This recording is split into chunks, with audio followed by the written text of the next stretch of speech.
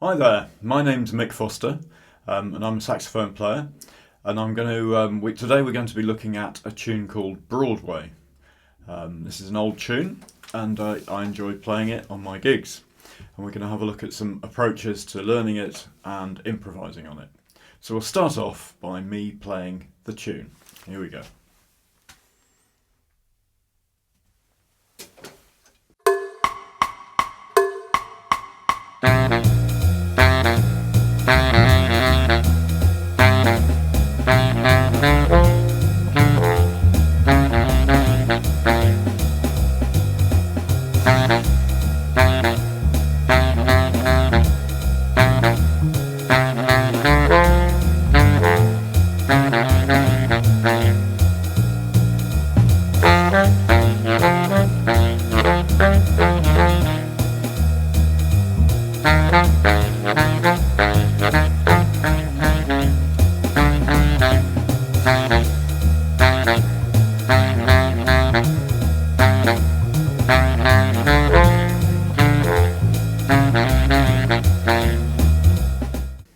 So that was the melody, and we're going to look at the melody, and we're going to look at some ways of improvising.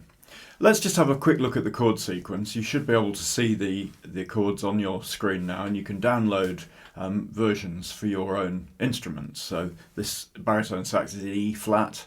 You might be playing a B flat instrument or a concert pitch instrument. So I'll talk about the chord changes in concert pitch so that we know what we're doing. So the first chord is a B flat chord, a B flat 6 chord, and that's G for the E flat instruments and C for the B flat instruments. And it's important, I think, that we get to know the structure of the tune. So we could do that just by playing the bass notes. We can see that the chords go from B flat to E flat, and then we've got a C minor 7, F7, and a B flat 7. So we've got a structure there, and we can just play along to the bass notes. So we could do this either with a play along or without a play along. I'll do it without just for now. So here we go. 1, 2, 1, 2, 3, 4.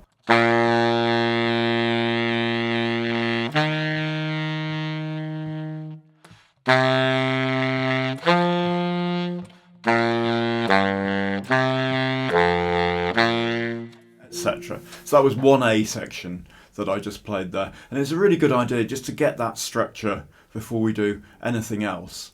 And you can see that the chords go from chord 1 to chord 4, and then we've got a 2, 5, 1 cadence in the home key. So that's how that structure is working straight away. And then once we've got that structure, we could start building the chords onto that. And a good way of doing this is to build it up note by note. So I might do root and third to begin with. Just on 1A section, that would sound like this. 1, 2, 3.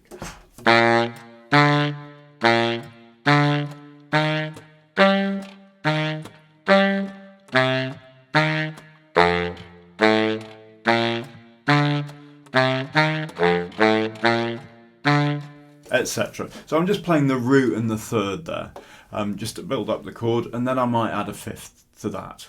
So I'll do this in quavers this time. So 1, 2, 1, 2, 3, 4.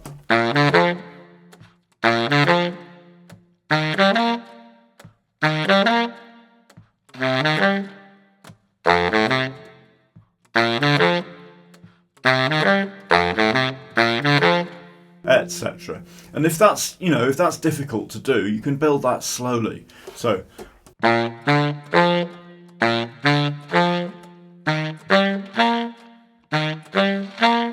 just do it in little bits like that and build it up. I think once you've got to the triad, once you've got to the root, third and the fifth, it's important then to start improvising using those notes. So just try a little improvisation with those notes. I'll give you a quick demo of that now. Here we go.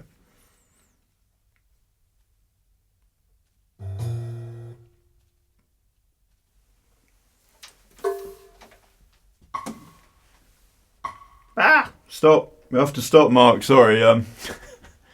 Something's happened to my counting here. No, it doesn't matter. Just, I'll leave it, buddy. You can just go. Just say the last sentence again. So just go. I'll give you a quick demo of that now, and then Yeah. I can just check the shot. Yeah, that was the tempo. Yeah, cool.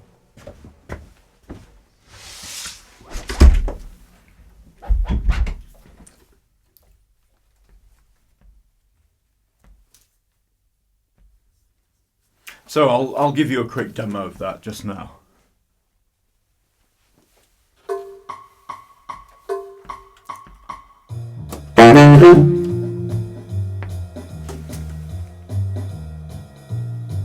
I'll do that again, Mark, actually. I'll give you a quick demo of that now.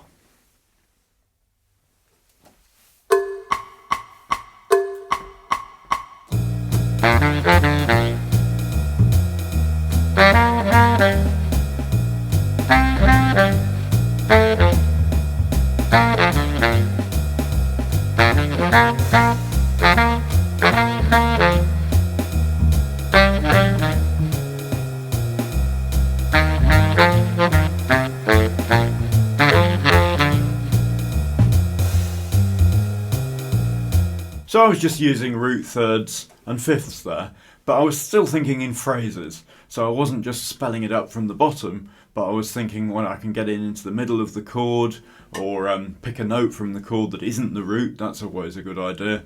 And I was putting some space in between the phrases. It's always really important that we use lots of space in our phrases. And that's what I call one of the general rules of improvisation, if you like, that you have to have space between every phrase so that you can think what you're going to do next, and it gives your audience a chance to think about what they've just heard as well. So, you know, it's really important that whatever you do, whatever stage of improvising you're at, you put lots of space in your solos. So that's a really important thing. So once we've established those three notes of the triad, we could add the seventh or the sixth or the fourth note. So in the case of the first chord, I'm going to add the sixth to that because it's a sixth chord. And then on the second chord, that's a seventh chord. It's a dominant seventh chord, so I'm going to add the seventh to it. And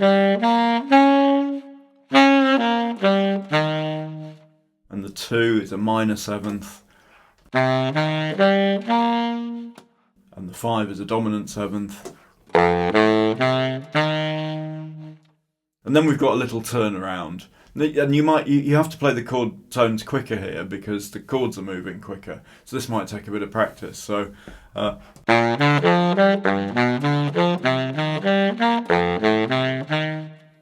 you know, you can build that up. You don't have to go straight in at that speed. But that's how I would learn the progression. And we just focus on the A section for the moment. And then you can practice improvising using all four chord tones. Well, I'll show you that a little bit later, but I want to discuss another approach right now because we've established the framework of the key that we're in. And I'll just recap on that so that we know that it goes from chord 1 to chord 4, and then we've got a 2-5-1 cadence, and then there's a little turnaround at the end, 1-6-2-5. And what the turnaround does is exactly what it says. It turns us round to get back to the beginning of the tune again. Well, now that we've established that form, we can have a look at a sound that will kind of work on the whole thing.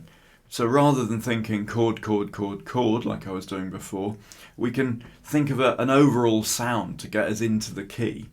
And that overall sound really is going to be a major pentatonic scale. So if you don't know what a major pentatonic scale is, here it is. It's the notes 1, 2, 3, 5 and 6 from the major scale. So and then I'll put the root on top.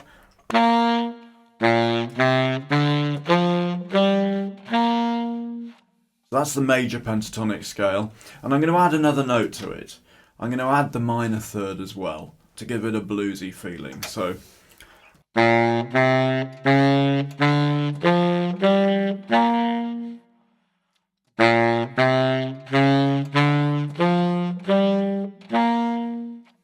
that minor third just comes in between the second and the major third. We just squeeze it in there. And that gives us a scale that sometimes is called a major blues scale, sometimes is called a riff scale. Different people call it different things, but it's very useful to get to the sound of the tune. And we can make little phrases with that scale.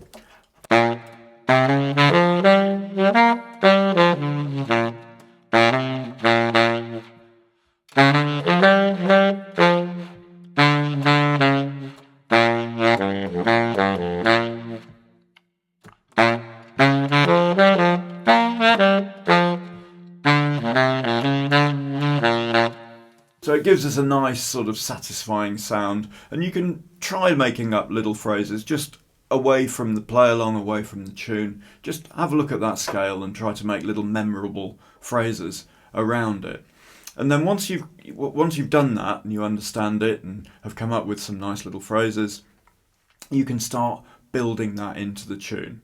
So I'll show you that now. I'll play a couple of A sections and I'll improvise, but I'll only use the notes of that scale, the riff scale or the major blues scale that we've just talked about.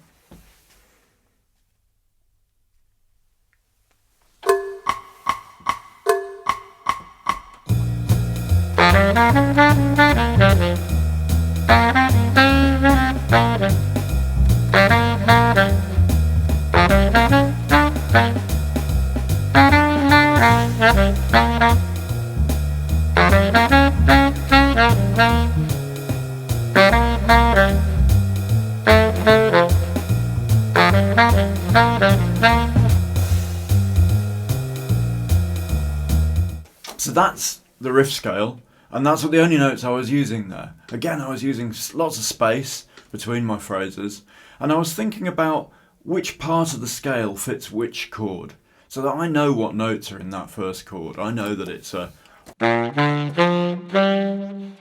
So that I know the first, well, virtually the whole of the pentatonic scale is going to fit that chord. It expresses the sound of it, so that it fits nicely together. And the minor third gives us a bluesy feeling, and it gives us a rocking feeling. We can rock from minor to major.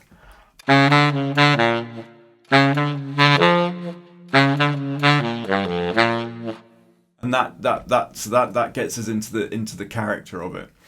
When we move on to the chord 4, the C7, the E flat 7 concert, C7 for me.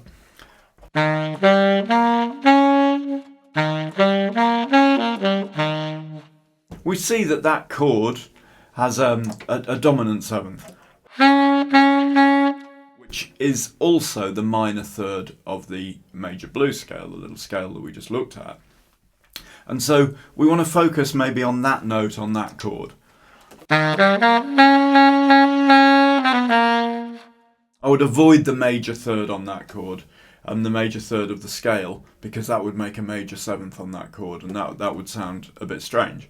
So I would avoid that there, but I would go for the minor third on that chord, because it's a good note to sort of to play the minor third of the scale, just to clarify, which is the dominant seventh of that chord 4. So then, as we approach the 2-5-1 cadence, I'm going to play little complete phrases that bring us back home. Things like, or,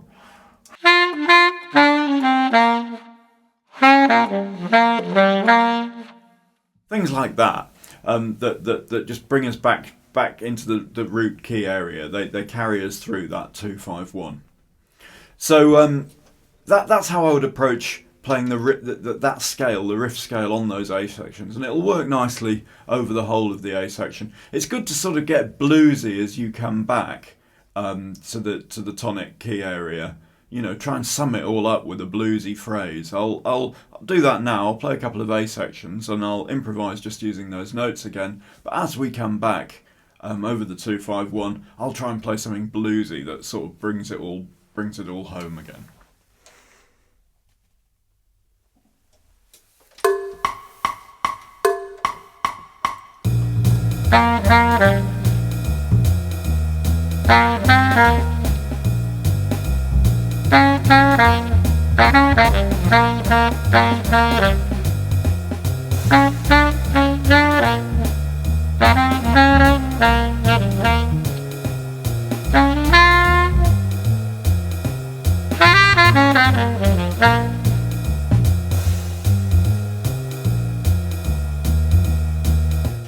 So phrases involving the minor third,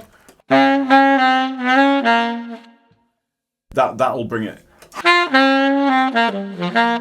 That just has a pull back to the tonic key area, and that will bring us back in a nice sort of bluesy way. You can have fun with this. You can have fun improvising using that sound, that major key, major blues sound, for ages, and you'll come up with loads of stuff that you really like.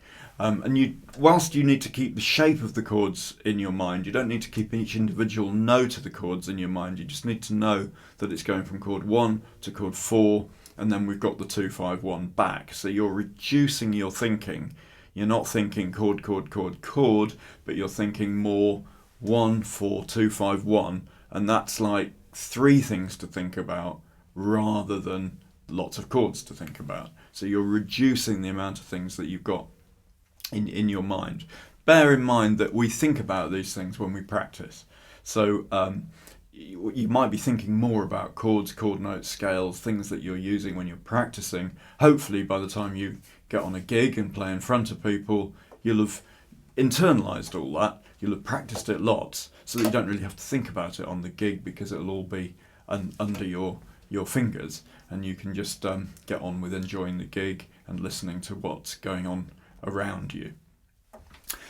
So we've seen then how we can use the riff scale, the major blues scale, to improvise on the whole of the A section. We've only looked at the A section, so I'll do another couple of choruses on that, and then I'll leave you to do a couple of choruses. We can play on it. You can play on it at home along to the track. Okay, here we go.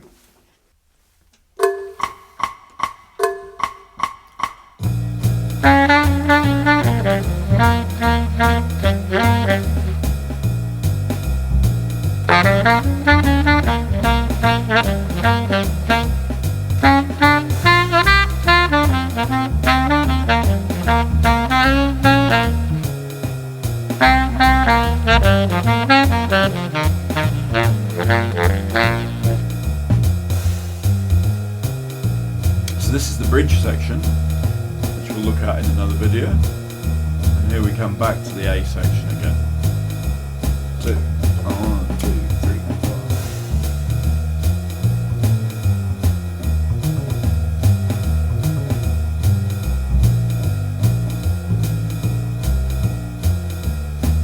4. Back to the top of the 4.